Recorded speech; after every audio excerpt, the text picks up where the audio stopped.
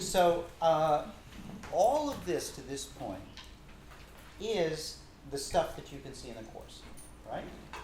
This is the universe that we live in. But now I want to give you the context. Okay? So you remember I told you about those people in Great Britain? Well, we've also surveyed Finland and a bunch of other countries.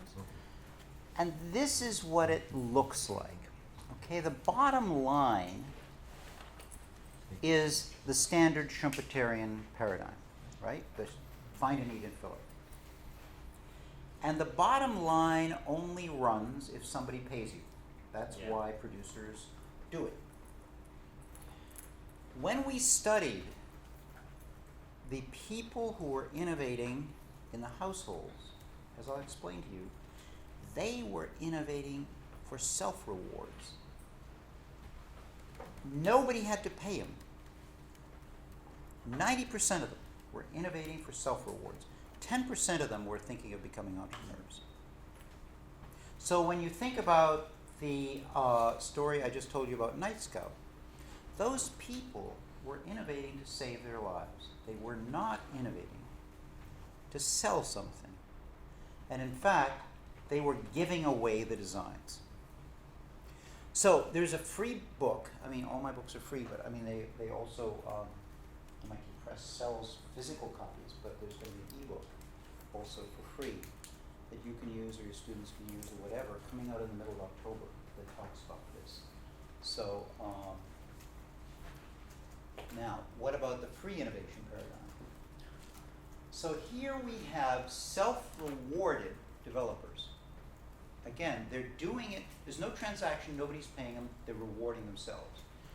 Then we have, as we saw in Night Scout, if it's an interesting idea to others, we have collaborative improvements. And then we have peer-to-peer free diffusion. Okay? So in the Night Scout story, again, the first thing that happened was that they innovated to solve their own needs. Others joined in, and then what happened was that the designs were given away for free on the web. Okay? No money, no transactions in the whole darn thing. Very different from the producer innovation paradigm. Now you also see there two arrows. One is these, which really talk about interactions between the two paradigms, right? One is innovation designs come down. So a producer, like in the case of that suitcase, or an entrepreneur can say, hey, I want to build that thing that you are giving away for free, and it could be the free innovator, his or herself. But it enters then into the market diffusion for profit arrow. And then it turns out, as I'll tell you a little bit later, that innovation support from a producer can draw users who are innovating for themselves to innovate in a way that also profits the producer.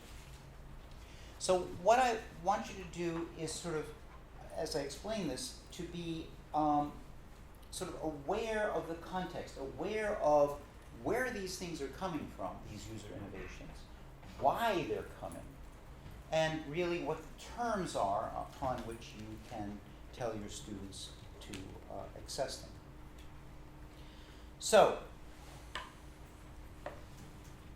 user innovation in the household sector, that is consumers, is viable without anybody paying to adopt the innovation because users are motivated by rewards they can give to themselves.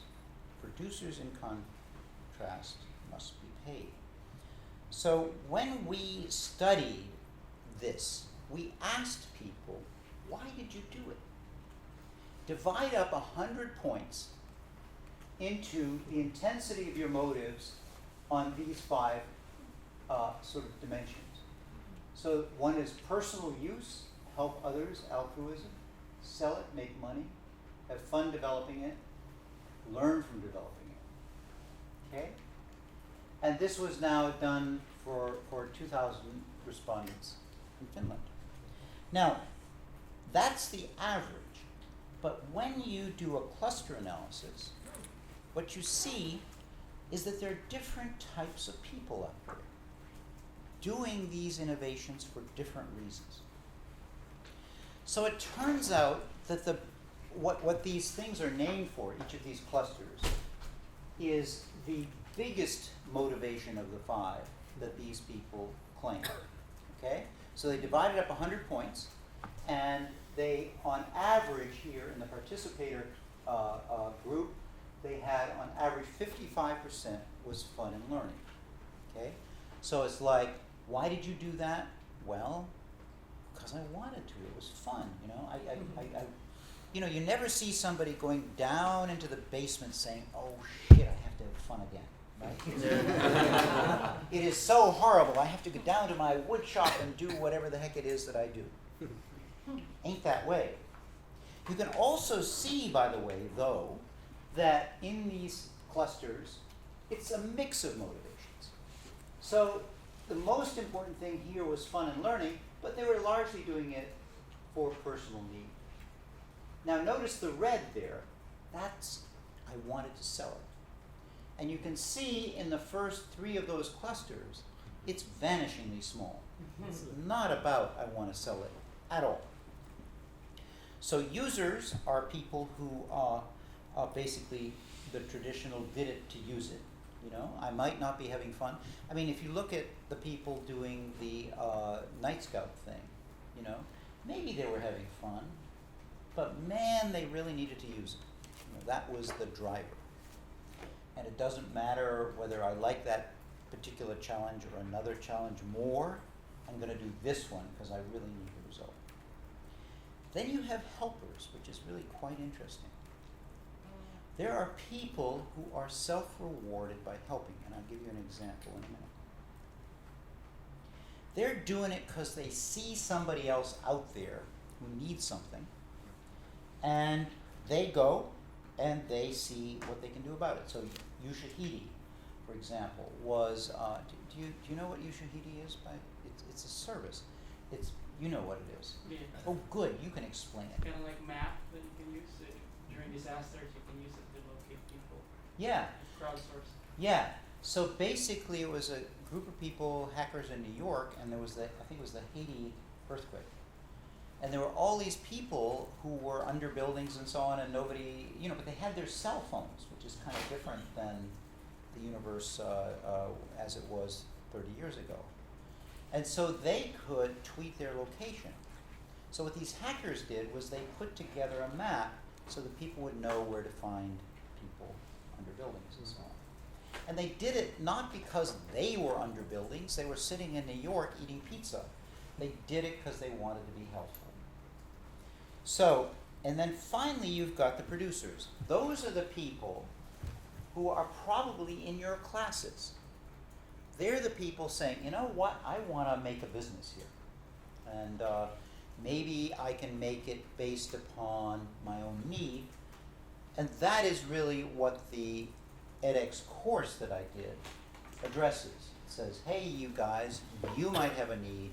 If you do, maybe it will be of something of general value, in which case you can make money. So that's that group, but it's only 10%, which means basically that there's 90% of these things out there that you can pick up because the people who develop them have been satisfied by doing what they did.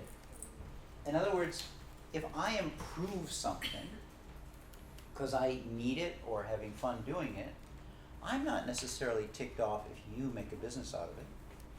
Not at all, right? I mean, some people might be ticked off, but what society cares about is that you had sufficient incentive to do it so that somebody could get it out into general use. And it's not, from society's point of view, necessary that you get all the money that might potentially come out of this. It's that you're self-rewarded, fabulous, you did it. Now, I'll give you an example of household sector innovators who are motivated to help. It's kind of interesting.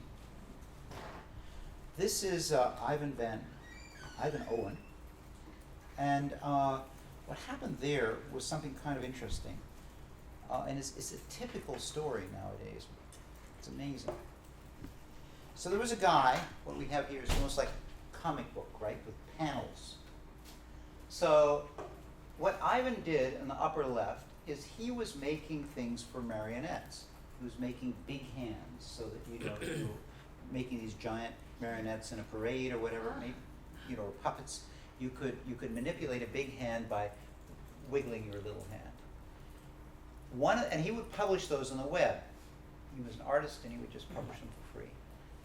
And what happened was the guy in the yellow over there was in South Africa. And he had just cut off half his hand with a saw. He was a carpenter. And now he couldn't work.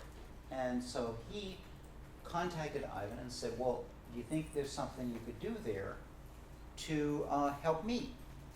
Because the interesting idea here is that his wrist was fine, right?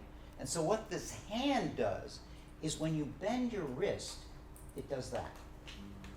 So your wrist makes the fingers do that thing. So if you've got your wrist, you can, by bending your wrist, grasp something. So anyway, the story was that Ivan said, sure, I'll help. And then it turned out, you know, and they were working together, then it turned out there were a lot of kids who lack hands, but have wrists. And like that kid there. And often they're picked on in class and so on, and the only thing available for them is sort of a myoelectric hand that costs $20,000, and as you grow, you need another one, and if you put it in water, you're doomed, and you know the whole thing. You know, I mean, it's a terrible solution. So a lady down the street said, "Hey, my kid has this. Can you make one for my kid?" And Ivan and Richard said, "Sure." And so they built one for the kid. And here you can see the happy kid. Now, what they then did is kind of interesting. What they then did was they went open with their design. And they put it out in the form of 3D printable hands. And I've fitted a couple of these myself, and for kids, and it's really amazing. I mean, the kid can instantly do it. And what these guys have done, it's called the Enable community. And if you have a 3D printer, basically what happens is that they will, you know, refer you, you know, a kid like this, they will refer you to somebody who has a printer around the neighborhood and who, you know, can download the designs and has volunteered to make a hand. And these hands cost $5. $5 of materials. $5. Isn't that stunning? Isn't that totally stunning? So normally what you get with these innovations is something where you hand out the design, like in the case of the type 1 diabetes. The people who invented that artificial pancreas were not handing you out,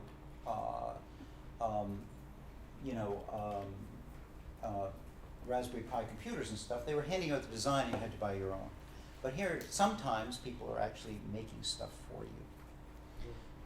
Now, there is, however, and so this picture is sort of cool because, you know, a lot of these kids were really teased, you know, by, you know, young kids are cruel and they were teased. And they could select the colors. And so they could get something that was like a transformer hand or something, you know? And so all of a sudden they were really popular. And kids were coming home to their mom saying, "Look, Mom, could you just possibly do it? I need one of those," you know? So anyway, that's sort of like how it's working. It's increasingly getting into the zone where this open innovation process is competing with producers. Because the ability of users to design is getting better and better, the computers and the software and all the rest of it's getting better. The ability to produce stuff like with 3D printers is getting better and better. And so really, it's kind of interesting. And so one of the things that we have here is Richard saying, well, okay, Richard Van Oss, the guy who was the carpenter, he said, well, okay, what I'm going to do is start a company in the traditional way. In other words, what we have here is a transfer from the, the conscious transfer of the guy who came up with this thing along with Ivan. I'm going to make a commercial version of this thing and sell it, which was fine with everybody. It was a free design. But his company went bust because he couldn't compete with free, which is kind of interesting.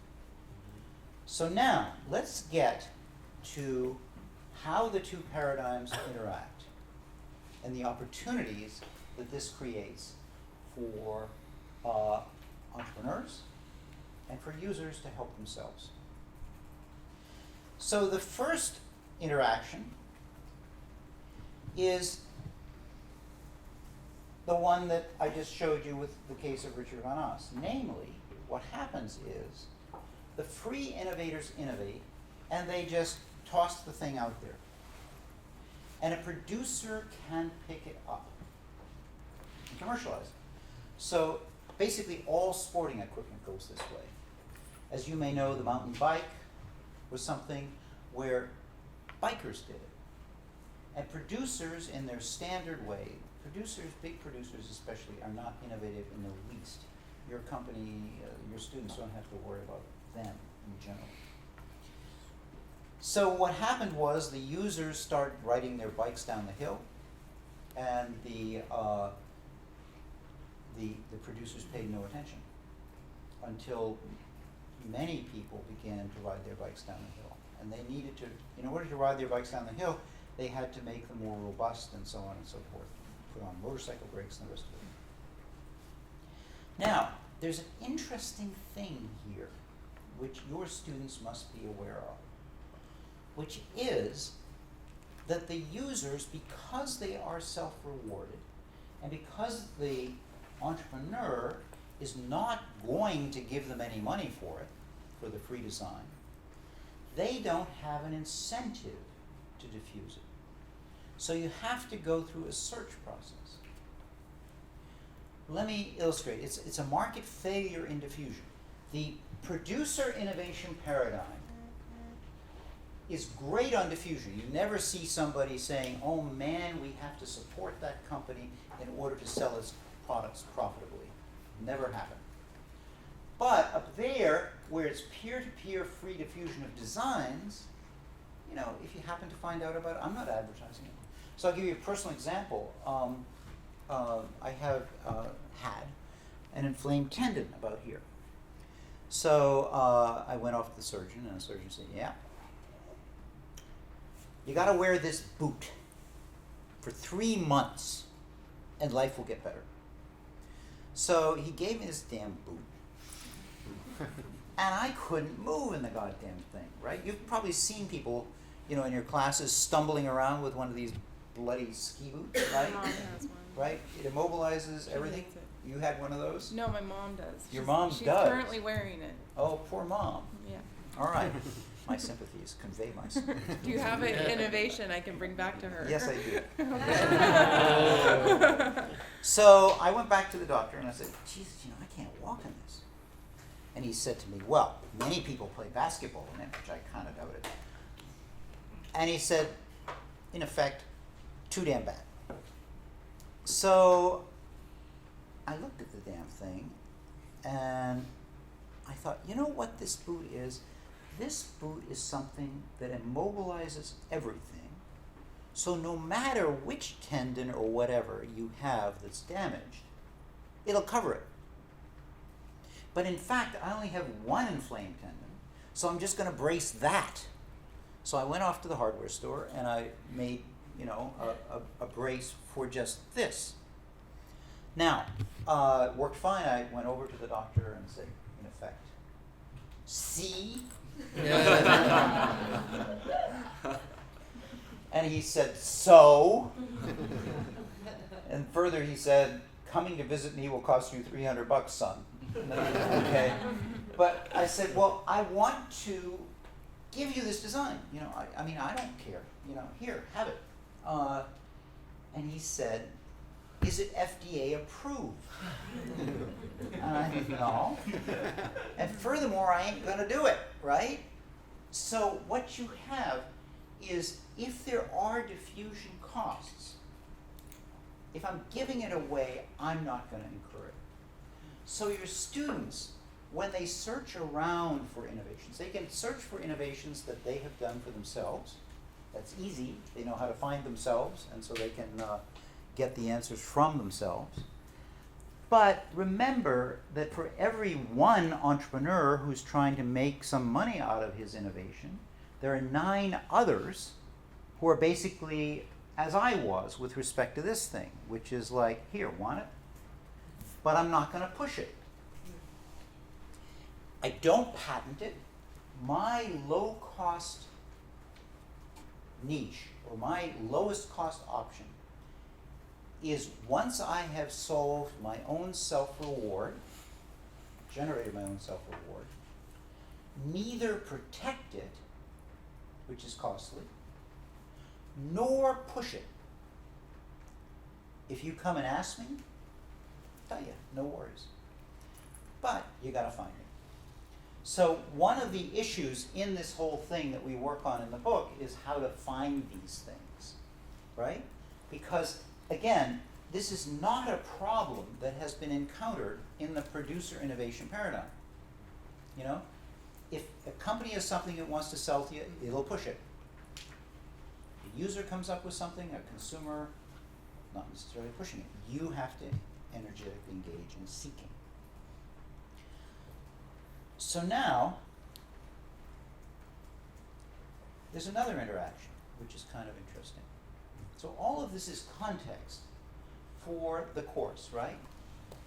So there's another form of interaction. Remember I mentioned to you about mountain bikes. Well, the innovation design for the mountain bike came down.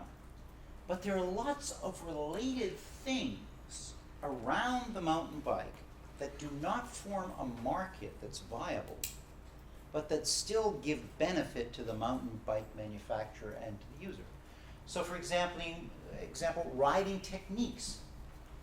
What good is a mountain bike without mountain biking riding techniques, right? Not a lot. Who invents those techniques? The same people who invented the bike, the users. How are those techniques transferred? Well, the mountain bike manufacturers don't have mountain bike school, right? You never went to mountain bike university, I assume. What they do is they just, you know, it's in a magazine, or you ask me and I'll show you. It's a free transfer, peer-to-peer transfer. But it's of tremendous benefit to these people because it adds an asset that makes the bike itself more valuable. So in a way, even if you are starting up something and you get a design from somebody and you make it, you might also have to feed your community in order to sort of keep the flow of what are called complements coming, complementary goods or services. Now, there's another interaction which is free. Free innovation can compete with producer products and can force down producer prices. So you might say, wow, as Richard von Haas did, wow, this is so fabulous that we invented this hand, I'm going to sell it. But he has to be aware that free competition is going to give him a hard time. So very often, it's not the case. Like with mountain bikes and so on, I don't really want to make my own because it's so much work. I just want to go out biking. You know, the designs are there, but I do not want to sit in my garage for 3 weeks making a mountain bike. You know, I'll spend the $300 or $3,000 to buy one instead. So you have to be aware, as a sort of commercializer of this stuff, that the free is still going to be there after you commercialize. And the question is, what is your value add relative to the free? Okay? And in general, a value add is that people don't want to manufacture the stuff even though they could. So economies of scale in manufacturing.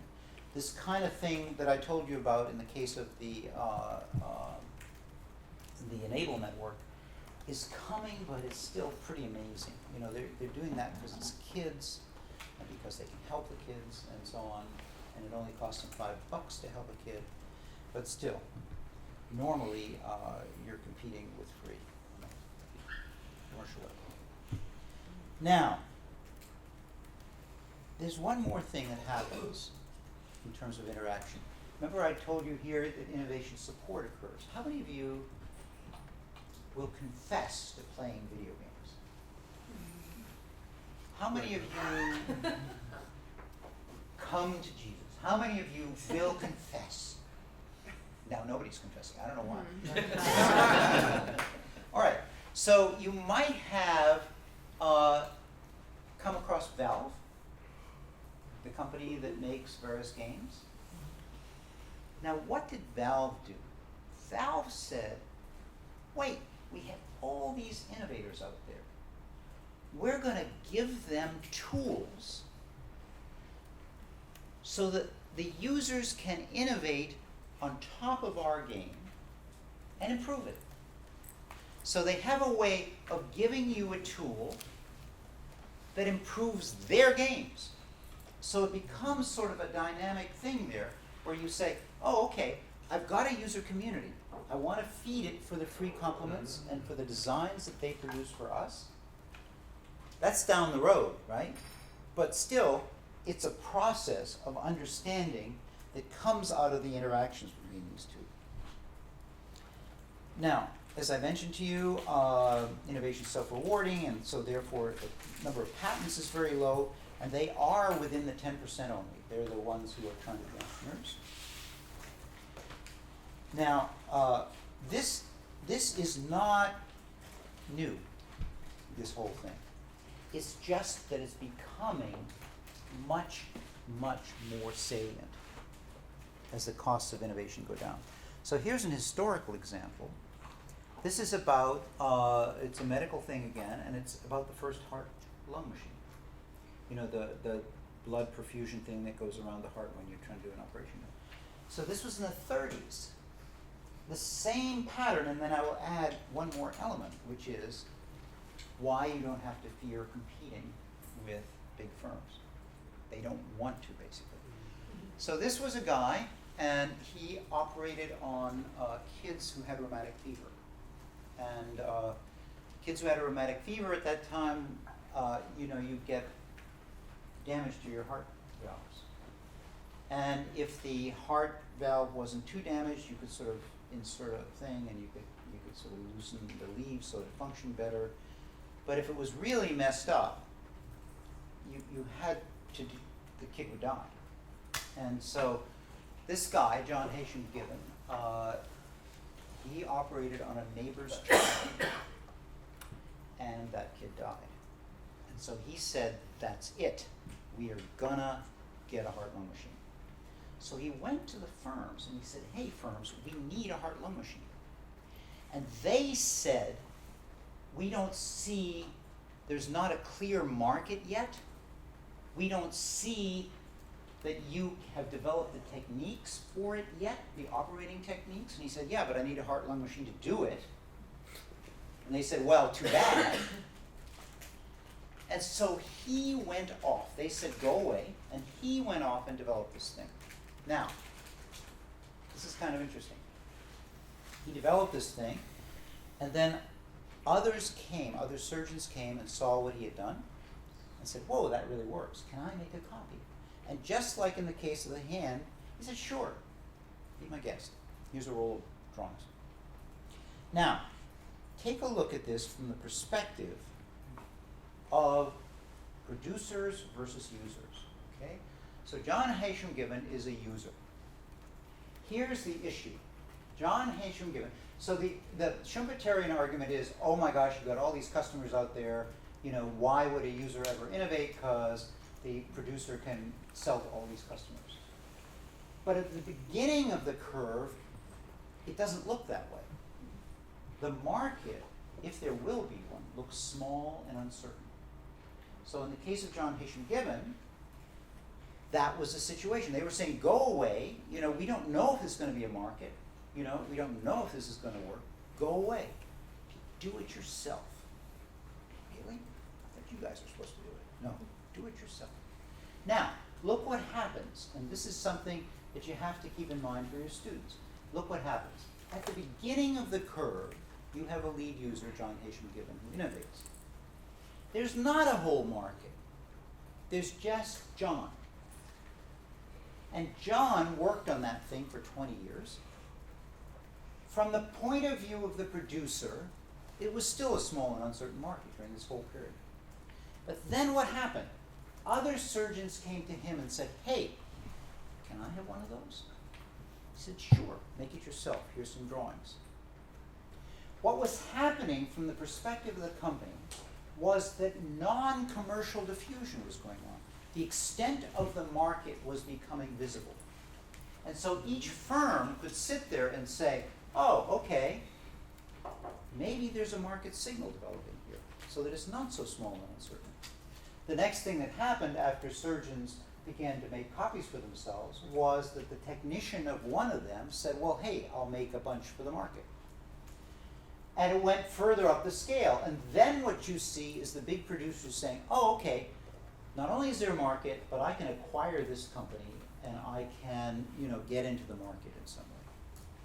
So when you think about any particular innovation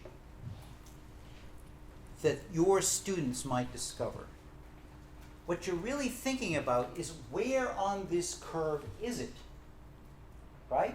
Because they simply do not have to worry about big firms until the market is to some extent proven and so on. So what you see in the case of the artificial pancreas is you see the same pattern. You see now about 100 people using these things, personal copies. And all of a sudden people say, oh, geez, maybe some there and so on. Or in the case of the bikes, mountain bikes, I don't know if any of you have a mountain bike, but mountain bikes have on them shock absorbers. The reason for the shock absorbers, the original bikes didn't have them, the reason for the shock absorbers is that people started to jump with the bikes. And they came down and said, ouch. And in a standard way, the producers said, well, you shouldn't jump. That's stupid, And then what happened was more and more people began to jump, and they built their own bikes with suspensions. So the same process is not just at the beginning of a product category, it's also for improvements within the product category. The same cycle happens. So your students then look at the situation from their perspective. There's a tremendous amount of this activity going on. They might do it themselves, which is what the course says. But others might do it. And when others do it, what happens is, if it's something that has a market, people begin to pick up on it. So what you can do is you can say, okay, I'm observing this thing, and I see where it is on the diffusion curve, as well as what it is. And I can make my own calculations accordingly. Okay? So now, when am I supposed to stop? 3, right? 3, yes. It is now 4 minutes to 3. I'm sorry that took so long. Do not apologize. Okay, so I had other things I wanted to mention, but never mind, he says. Lego. Well, you did the game, let us have Lego. You want to have Lego? Okay. So you got 3:30. It goes to 3:30. It goes to, did you just make that up, or is it true? No, it's on the calendar. That's Ah, Just okay, check. okay. All right. So now, if you are standing there from the perspective of a producer, and then we're going to leave some time, I'm just going to talk for about 10 more minutes, and we're going to leave some time for discussion, okay? Because, I don't know how you want to use this and how I can be helpful to you, but I'm glad to try. Okay. So basically, when I showed you this thing about Skyrim and so on, the Steam Workshop and Valve, what I'm showing you is a process of tightening the loop. All right. What they're doing, the first arrow on the left is I give you innovation support, and then you in turn do innovation designs. So that is sort of a process that's happening. Oops, wrong way. That is sort of a process that's happening, and here are a couple of examples of that, so you get a sense of what's happening. Now, a lot of you know about Lego Mindstorms, right? Do you know about Lego Mindstorms? No. You do not. I only have a 6-year-old, and she's probably not quite old enough yet. No, it's not that, please. I didn't have this enough with them. Well, It's not for them, it's for you to Feeling play with. deprived. your daughter needs one of these. Yeah. So what it is, does she have Lego blocks? Does she like it? Yeah, obsessed. Fabulous. So Mindstorms is something where the blocks, some of the blocks have in them little motors and a little computer and little sensors, so that she can build not just a static object, but like a robot that does something. Wow. Isn't that fabulous? We'll have to run another crowdfunding campaign. Okay. So now, Lego did this, right? They built it, and they built it with a guy over at MIT who developed the language, Turtle, remember? Yeah. Yeah. Oh, was that Packard? Who was it that did that? I'm not sure. Yeah, yeah. Pepper. Was it Pepper? Yeah. It's so fabulous here, because, I mean, I love the classes around MIT because you can ask anything. I mean, it's better than Google. Yeah, that's the answer. And you can even ask for things like, do you have a wrench? And somebody will say, well, yeah, I have on my keychain have a wrench. Doesn't everybody? Anyway, so anyway, so what Lego did was they built that thing, and they were very careful because they were dealing with young children, and so they made sure that nobody would be frightened and all the rest of this. And it took them 7 engineers, basically 7 years, before they finally decided to do this thing and put it out there for the kids, which they then did. Now,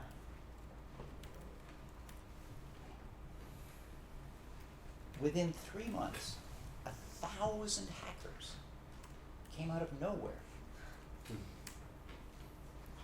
hacked the code, and began to improve it. This pissed the hell out of the Lego engineers. How dare you? It's our design. But when they thought about it, they said, well, because what we have going on now is a transition from it's becoming a division of labor between user innovators and producers. Just like in the Valve case. Instead of saying, don't crack our game, they're saying, here's some tools to crack it, and here's some design stuff we can do that will be useful for us. So where did these people come from? They came from communities that were interested in different kinds of Lego activities. So there was a robotics community, and a castles community, and a train one, and so on. 40,000 of these people. They were invisible to Lego because Lego was very busy with the 12 to 16-year-olds or whatever it is, or what is it, 6-year-old, I guess, 6 to whatever year old. It's so funny. 99. What? The box says 990. What says 9 to Yeah, the box of Legos usually says from I believe 6 to 99. 6 to 99? Okay. Well, this is a new thing on their part because they thought it was just the kids in the earlier days, and it's interesting because I have young me as a woman. This is the source of this. A young me as a woman at Lego who began to study this, and she discovered that kids tended to, when they went to college, even if they were infatuated with Legos, they gave them up because it was childish, right? And then later they came back to it, and they referred to the years when they didn't play Legos as the dark years. Isn't that wonderful? Isn't that fabulous? Anyway, so here are these people out here, and they said, well, where the hell have you been? And we didn't know about you, and you're called LugNet. How could we ever find you anyway? And they said, well, you know what, your lawyers found us, and we were called the Lego Users Group, LUG, but you threatened to sue us, so we called it LugNet. So the only, isn't that amazing? The only people who knew were the lawyers. Now, when they saw it, what they then did was something very similar to what Valve is doing. Namely, they said, okay, we are going to attract all this activity to us. I mean, you can post it on our website. If you got a design, you can post it. And in this earlier version of this thing, they said, look, you can post the design. Now, actually, most of these kids were older, but they just sort of showed them as younger. And we will package it for you. If somebody wants to buy it, we will package the bricks. You can design your own box. And we will observe how many people buy it. And that way we can see which are the popular ones. Right? So this was a public site. This is a public site. This is for kids to post their designs. Now it's slightly different. It's called Kuso, and it's slightly different. I won't get into that. But the point is that they said there is this activity out there, and somehow we can embrace it if it's related to us.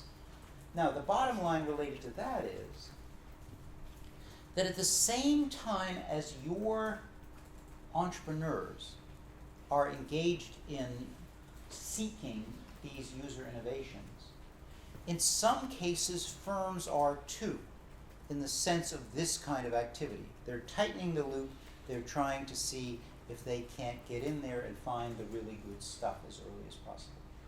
So as always, it's sort of an ongoing dynamic landscape. All right, so let me stop and let's discuss what potentially you can do with this, okay, and what you would like to do with this in your courses. And when you are sick of discussing that, we'll stop. So why don't you talk with each other for just 2 minutes to sort of formulate what you're thinking, and then let's have a more general discussion. Want to do that?